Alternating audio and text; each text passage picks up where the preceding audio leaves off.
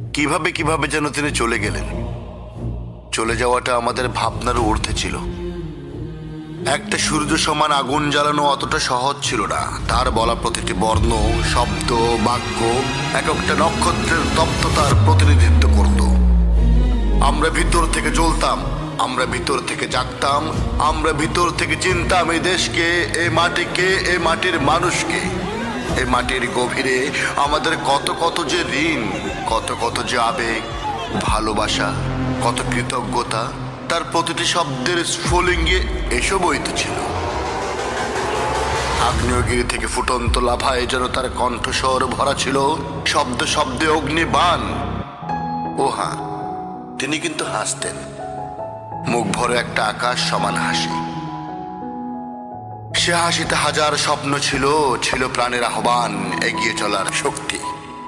ভোরে প্রথম পাখিটা যখন প্রথম শব্দ করে, ঠিক তেমন একটা প্রথম তার মাঝে ছিল, যেটা কারো মাঝে আমরা আগে কখনো দেখিনি। হয়তো ক্ষণজন্মাদের এটাই বৈশিষ্ট্য। এমন একটা জলজন্ত বিপ্লবের প্রতিচ্ছবি রাস্তায় লুটিয়ে পড়তে হলো, এমন একটা আলোর মশালকে ফুৎকারে নিভে যেতে হলো, এমন একটা সূর্যকে ডুবে যেতে হলো অন্ধকারের ষড়যন্ত্রে। যে বিপ্লব আপনি শুরু করেছেন, সে বিপ্লবকে আমরা আপনার সমান বড় করব। সে বিপ্লবের প্রত্যেক মিছিলের প্রত্যেক স্লোগান খোদার বাসিন্দাদের অন্তরকে ঘুমোতে দিবে না। আধিপত্যবাদের কবর রচনা হবে প্রত্যেক পদক্ষেপে।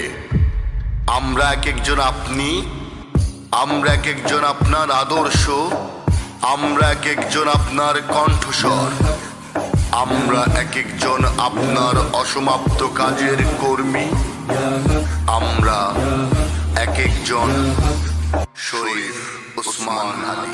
আল্লাহর কাছে সবসময় দোয়া করি। আপনি জানেন যে আমার আল্লাহ একটা সন্তান দিছে, 3 মাস ওর বয়স। আমার বাচ্চাটা তো আমি 3 মাসে 30 মিনিটও কোলে নিতে পারি না।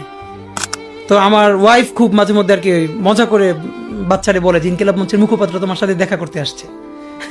তো আমার এই প্রথম মনে হলো কি যে আমি ভাইয়ারে বলি, ভাইয়া আল্লাহ যদি আমাকে নিয়ে যায়, আমার বাচ্চাটার দিকে একটু খেয়াল রাখেন। তো এই কথাটা আমি বলতে পারিনি।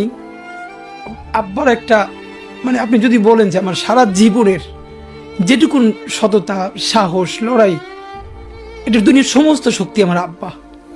আমি যদি কিছু হইলেও করতে পারি সততার সাথে, আল্লাহ যদি আমার রহম করে, তাহলে আমার ছেলে, আমার পরিবার, আমার ভাই বোন, আমার ইনকিলাব মঞ্চের ভাই বোনগুলো, এগুলো আল্লাহই দেখবে, যেভাবে আল্লাহ এখন আমাদেরকে দেখতেছে।